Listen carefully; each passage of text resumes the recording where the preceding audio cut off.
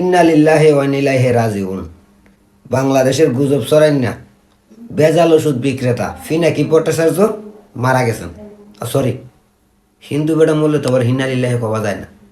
Sorry, এটা বলার জন্য আমি আপনাদের কাছে আন্তরিকভাবে দুঃখিত। তো আসলে পিনাকি কি মারা গেছেন? হ্যাঁ, মারা গেছেন। কীভাবে মারা গেছেন? অন্তর থেকে মারা গেছেন, তার গুজব থেকে মারা গেছেন। সে মারা গেছে কারণটা হচ্ছে সে গতকালকে পিপিসি ভবন ঘেরাওয়ার ডাক দিছিল, কিন্তু দুঃখের বিষয় কি জানেন? ওই ভবন ঘেরাওয়ার করতে কেউ আসে নাই, একটা কুত্তাও আসে নাই এই ভেজাল ওষুধ বিক্রেতা পিনাকি ভট্টাচার্যের ডাকে। ওই জন্যই বললাম যে পিনাকি ভট্টাচার্য মারা গেছে। মারা গেছে কেন? বাংলার জনগণ, সাধারণ শিক্ষার্থীরা যারা এই পিনাকি ভট্টাচার্যকে বিশ্বাস করত, তারা অলরেডি বুঝা গেছে যে এই পিনাকি ভট্টাচার্য একটা দেশদ্রোহী, বাংলাদেশের শান্তি নষ্টকারী। সে এই বাংলাদেশের শান্তি চায় না। যদি চাইতো তাহলে বাংলাদেশের মানুষের পাশে আইসা 5 আগস্টের পরে দাঁড়াইতো। সে দাঁড়ায় নাই। সে দর্শনের বিরুদ্ধে একটা কথা বলে নাই। সে বাংলাদেশে হাজার হাজার মানুষ খুন হচ্ছে তার বিরুদ্ধে একটা কথা বলে নাই। বাংলাদেশে 5 আগস্টের আন্দোলনে হাজার হাজার পুলিশ মারা গেছে, সেই পুলিশের পক্ষে একটা কথা বলে নাই।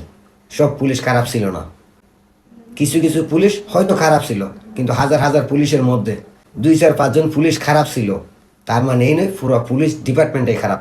কিন্তু এত হাজার হাজার পুলিশ মারা যাওয়ার পরও এই পিনাকি ভট্টাচার্য একটা কথা বলে নাই।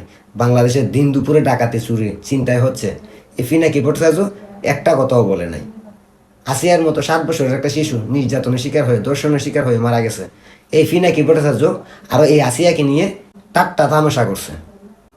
আর এই সব কিছুর জন্যই আজকে বাংলাদেশের সাধারণ মানুষ, সাধারণ শিক্ষার্থীরা বুঝা গেছে যে এই পিনাকি ভট্টাচার্য একটা গুজবই, এই দেশের শত্রু। আর তাই পিপিসি ভবন যখন ঘেরাওয়ারের ডাক দিছে 17 ঘন্টার পরেও কেউ আসে নাই এই পিপিসি ভবন ঘেরাওয়ার করতে, বরঞ্চ মানুষ তার এই স্ট্যাটাসকে গুজব বলে তার কাছে উল্টা পৌঁছাই দিছে এবং একটা সতর্ক বানিয়ে দিছে যে ভেজাল ওষুধ বিক্রেতা পিনাকি ভট্টাচার্য, তোমার দিন শেষ, তোমার গুজবে আর কেউ কান দিবে না। ওই জন্যই বলেন যে পিনাকি ভট্টাচার্য মারা গেছে। মারা না যাইলেও তার খারাপ দিন শুরু, কারণ সে যে দেশে আছে সেই দেশের আইনশৃঙ্খলা বাহিনীর নজরদারিতে আছে, কারণ সে গুজব ছড়ায়। আর ফেসবুকও তার এই গুজবের ব্যাপারটা বুঝা গেছে। আর এই জন্য পিনাকি ভট্টাচার্যের ফেসবুক আইডি অলরেডি 2 মাসের জন্য ব্যান করা হয়েছে। তো আমি ধন্যবাদ জানাই যারা এই ভেজাল ওষুধ বিক্রেতা 300 শিশু হত্যাকারী পিনাকি ভট্টাচার্যের ডাকে পিপিসি ভবন ঘেরাও করতে আসেন নাই, তাদেরকে আমি ধন্যবাদ জানাই যে আপনাদের সুবুদ্ধি হয়েছে। এই পিনাকি ভট্টাচার্য ভেজাল ওষুধ বিক্রেতার কথা ডাকে সাড়া না দিয়ে আপনারা প্রমাণ করে দিচ্ছেন যে আপনাদের মধ্যে দেশপ্রেম এখনো আছে। যে দেশপ্রেমের মধ্যে কিছুটা কালির দাগ লাগাই দিছিল গুজব ছড়াইয়া, মিথ্যে কথা বইলা এই ভেজাল ওষুধ বিক্রেতা পিনাকি ভট্টাচার্য।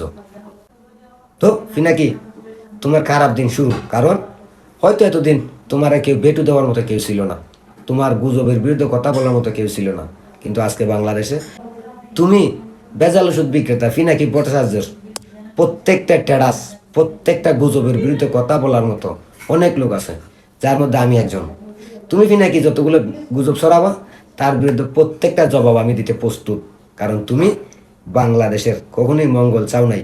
তুমি চাইছো বাংলাদেশে একটা খারাপ পরিস্থিতি সৃষ্টি হোক, যা নিয়ে তুমি আলোচনা করবা আর মানুষ তোমার ভিডিও দেখবে, তুমি লাখ লাখ টাকা ইনকাম করবা।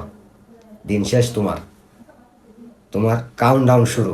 তোমার যদি সাহস থাকে ওই ভেজাল ওষুধ বিক্রেতা 300 শিশু হত্যাকারী পিনাকি ভট্টাচার্য, তুই যদি বাপের জন্ম হইয়া থাকস, তুই যদি সত্যি তোর মায়ের দুধ খাইয়া থাকস, তাহলে বাংলাদেশে আয়, আইসে দেখ যে ছাত্রছাত্রীরা তোর কথা নাচানাচি করতো সেদিন, সেই ছাত্রছাত্রীরাই তুই দেশে আইলে তোরে জুতা ফিডা করবো, কারণ এদের ভুল ধারণা সম্পূর্ণটা পাল্টে গেছে। তোর কাউন্টডাউন শুরু, ভেজাল ওষুধ বিক্রেতা পিনাকি ভট্টাচার্য।